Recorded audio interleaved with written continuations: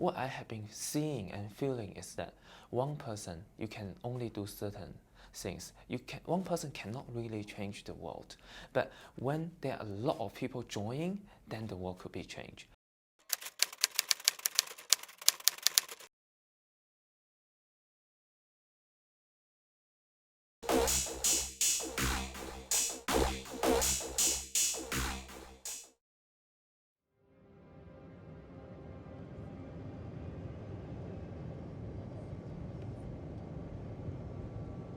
In the past, it's always like white people are the good guys, the local black people are the bad guys, and the Chinese people are the extremely bad guys.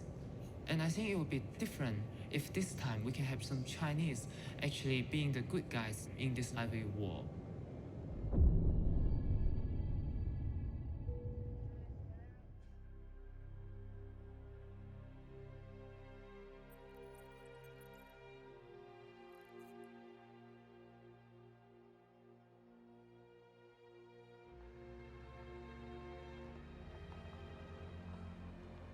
In 2013, there was a project called the Africa-China Reporting Project in South Africa. They were recruiting Chinese journalists to be based in South Africa for 3 months to investigate ivory and rhino horn trade. So because of my previous experience in doing investigation related to Chinese overseas investment, so I got that opportunity, and at the end of 2013, I went to South Africa. And essentially what I did is I spent 3 months in South Africa, Mozambique, and Namibia. Is using kind of like undercover investigation, pretending to be a Chinese buyer. And then I investigated in the ivory and rhino horn market. I talked with the traffickers, the sellers, the buyers, and so on.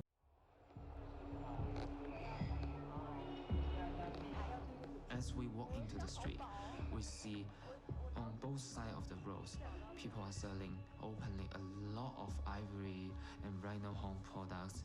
I just have never ever seen like a place like this.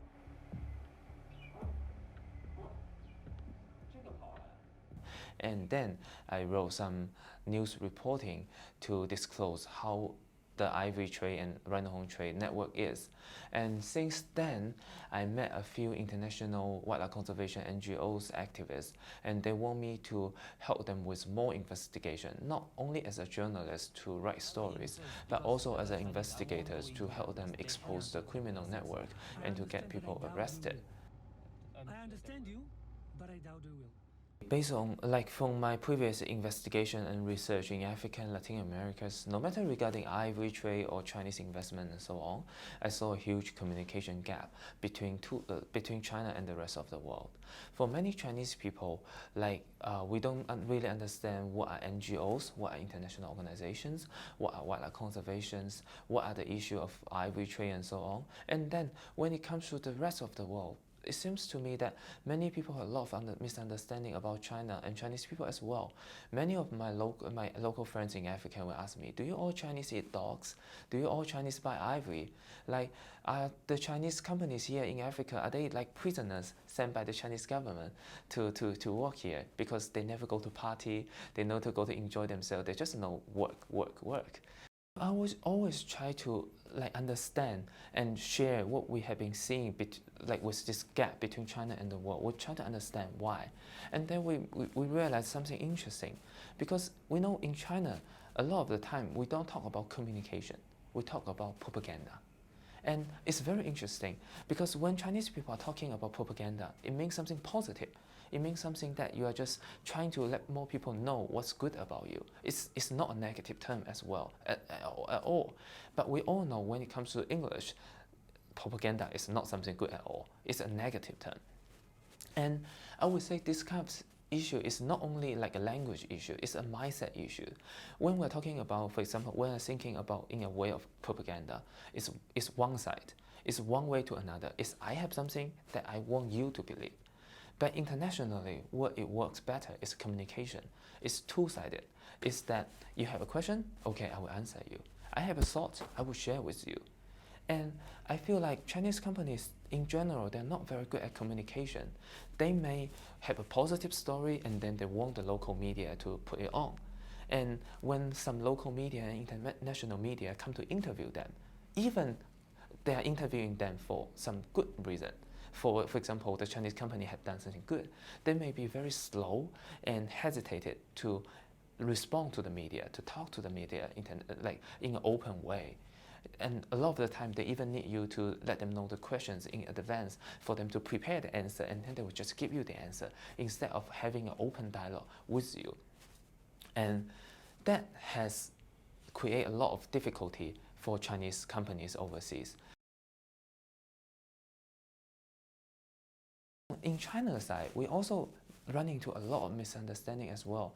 Many Chinese people would say, oh, you are too much westernized.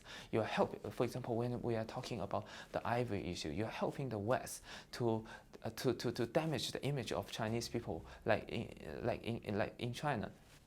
Or many people would say to us that, oh, you are doing, for example, you are doing wildlife conservation, but then why you can be making money? How you can be doing like this profit generating project and so on? We run into this kind of misunderstanding or say judgment all the time. And sometimes, to be honest, we were feeling quite difficult because it's much easier to speak to different people using their own language. So it would be much easier if we just criticize China internationally, and then we just say we just criticize the rest of the world to Chinese in front of Chinese people. It would make us so much easier when we're doing all of our works. But is that really meaningful? We don't think so. So what we have been believing is that, so when we are talking about creating a bridge, it means we are going to talk to A and say, you know, B is not that bad. And then we are going to talk to B saying, you know, A is good as well. That is not something that is easy to be done.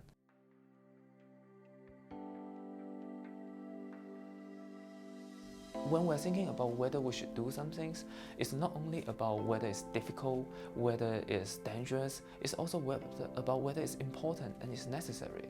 So, whoever who would have misunderstanding about what we do, I just encourage you to keep looking at what we do and you make your judgment by yourself.